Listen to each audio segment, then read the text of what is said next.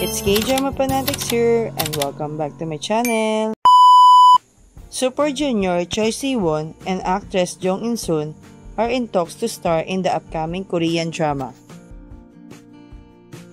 Choi Si-won and Jung In-sun may be starring in a new drama together.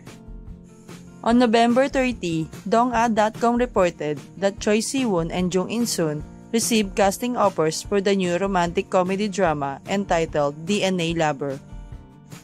In response to the report, Choi Si-won's agency, SM Entertainment, and Jung In-sun's agency, HN Entertainment, each shared that these two stars received an offer to star in the said drama, and they currently reviewing the offer positively.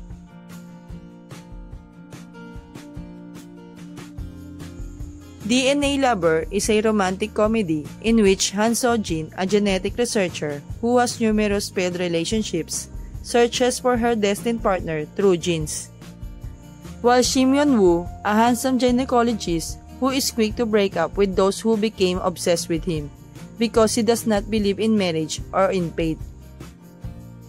Jung In-sun was reportedly offered the role of the female lead Han So-jin, while Choi Si-won is reportedly in talks to play the male lead role as Shim Yeon-woo. If two stars accept the offer, DNA Lover is set to broadcast in the upcoming year 2024.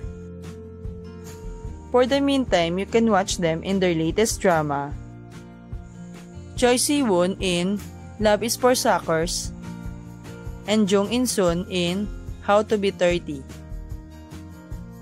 Stay tuned for more updates. Thank you for watching. Don't forget to subscribe, like, and share.